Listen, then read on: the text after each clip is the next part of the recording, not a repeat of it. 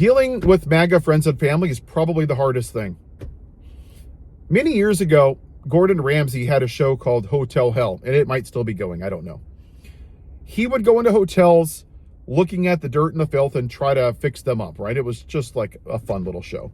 But he would go in with a black light, and he would go all over the place, the bathrooms, the toilets, the bed sheets, and almost every time you would see all these stains that weren't visible to the naked eye. That's what MAGA is with our friends and family.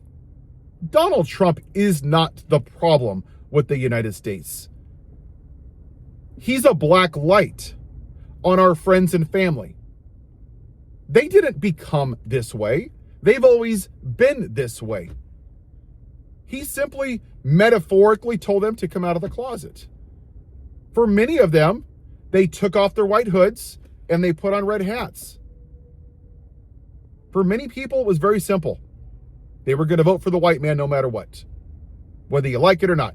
For many of the Latino men, they were never going to vote for a woman. Never. Which is why in 250 years, we've never had a woman president, because of the misogyny. Now, what MAGA wants is, now that they're in the find out phase of the F around, they don't want the consequences of it, but that's too bad. Do you want to lie in a bed that's full of stains? For many of our friends and family, the entire sheet, the bed sheet, the pillows, it's riddled with racism and misogyny and cruelty and nastiness and insults and sexism and bigotry. I, for one, don't want to lay in that bed. I'm going to go to a different room or a different hotel, one that doesn't have that. So when you say, can we agree to disagree? No. Would you want to sleep in that kind of bed? Because I sure don't. I don't want to be around people in my life that are okay with a president raping women. I'm not okay being around people that are okay with a president that was best friends with the most notorious piece of crap child molester and who's on there 30 times. Let's be honest. He did horrible stuff. I'm not okay with being around people that saw January 6th and still voted for that. I'm not okay with people that voted for a man who asks for the execution of 5 black men, who calls women piggy and fat, who cheats on his wife and says it's okay, who tells the world to F off on Easter Sunday. I'm not okay being around that. None of us should be. When my dad had triple heart bypass surgery, my dad is a racist. He's a very, very, very bad dude, okay? But he went out there, and I did it for closure. I went out to Indiana, and I said, I love you, but I'm not going to be around you anymore. And he asked why, and I said, because I know what you are. If I allow you to be around my children, and they turn out to be like you, I don't blame you. I blame myself for being around them because I know what you are. I said, I love you, I forgive you, but I'm done with this toxic relationship. And he says, I respect that. Gave him a hug, said I loved him, and we're done. And for many of us, that's the decision that we're making with our MAGA family. And if you don't like it, don't be a shitty person. Don't be a bed stain. Don't be a stain on the toilet.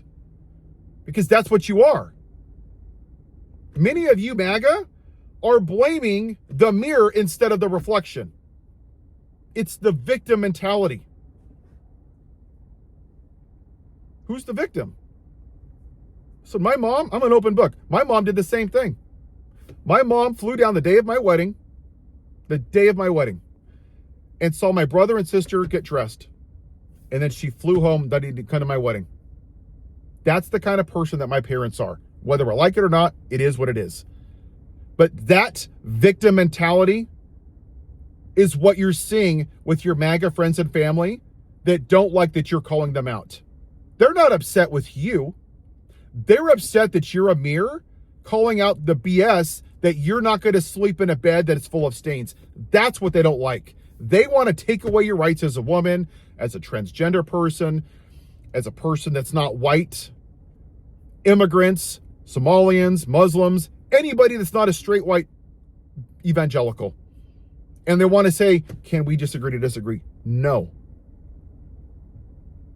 I can't force you to see that. But this has to happen. And I'll tell you why. 3 years ago, or 2 years ago, I went to Yellowstone. And I learned about this lodgepole pine. And it's this special pine seed that has a resin coating on it. And it falls to the ground and it sits there for years or decades. The only thing that allows this seed to germinate is when the resin's removed. The only thing that removes the resin is high temperatures. 122 to 145 degrees-ish. A forest fire. Which means that the entire forest has to burn down. Or a part of it around that seed. Does that fire care if you're a pine tree? If you're a deer, an antelope, a house, a human, a country? No, it doesn't give a damn. But sometimes a forest fire is the only thing that allows new growth. So the one good thing out of Vice President Harris losing is this. This country has ignored this problem since 1619. White supremacy. That's what this is. Let's just cut the shit. That's what this is about. 77 million people overlooked rape, sexual assault, white supremacy, misogyny, bigotry, cruelty because they couldn't stomach voting for the black woman. 250 years, 51% of our country are women. We've never had a woman president. That's not a coincidence. We have to go through this.